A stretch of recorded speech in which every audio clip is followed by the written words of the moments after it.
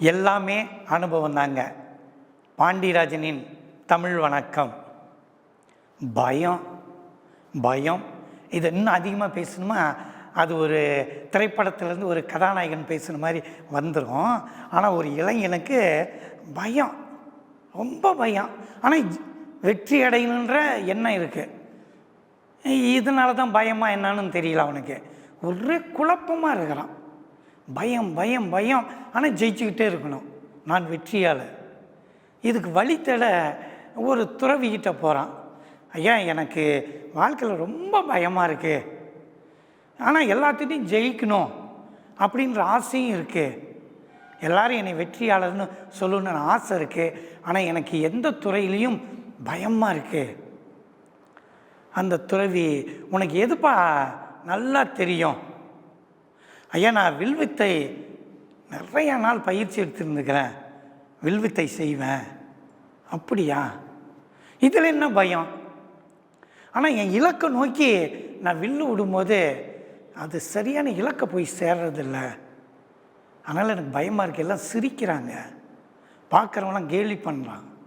சரி, என் கூட வா, பாரு அந்த மலை உச்சி இருக்கு பார்த்தியா, அங்கே போ, ஒரு நாள் பூரா அங்கே இரு. உன்னுடைய விருப்பம் பூரா எங்கெங்கே இலக்கை நோக்கி அம்பு எய்தணுமோ அடி, முழு நாள் அங்கேயே இரு, அடுத்த நாள் கீழே வாழ்னாராம். சரிவன் ஒரு துறவி சொல்கிறாருன்ட்டு நிறையா அம்புகள் எடுத்துகிட்டு அவன் மேலே போகிறான். அந்த மலை உச்சிலேருந்து மரங்களை பார்த்து அடிக்கிறான், கனிகள், எல்லா இலக்கையும் அடிக்கிறதெல்லாம் அவன் இலக்கை போய் சரியாக செய்கிறது. அவன் எதை குறிப்பாக்குறானோ அந்த குறியை போய் சரியாக செய்கிறதுங்க. இப்படி ஒரு ஒரு நாள் பூரா அவனுக்கு வெற்றி வெற்றி வெற்றி, ஆனந்த மகிழ்ச்சி அவனுக்கு.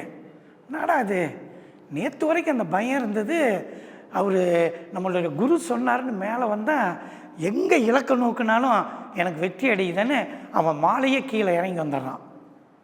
ஏப்பான்றாரு, ஐயா நான் எங்கெங்கே குறிப்பாக்குறனோ அங்கெல்லாம் வெற்றிங்க, எனக்கு ரொம்ப மகிழ்ச்சி.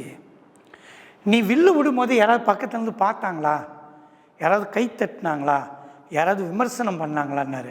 இல்லைங்க, என் மலை உச்சியில் யாருமே இல்லை. இதுதான் உன் வாழ்க்கை சூத்திரம். நீ இங்கே தரை பகுதியில் நிறைய பேர் உன்னை பார்க்குறாங்க, அவன் முன்னாடி நீ ஜெயிக்கணும் ஜெயிக்கணும், அவனை ஜெயிக்கணும், அவன் எனக்கு கை தட்டணும், அவன் எனக்கு அங்கீகாரம் கொடுக்கணும்னு உன் கவனம் பூரா அவங்கிட்ட இருந்தது. அதனால தான் உன்னையெல்லாம் வெற்றி அடைய முடியல.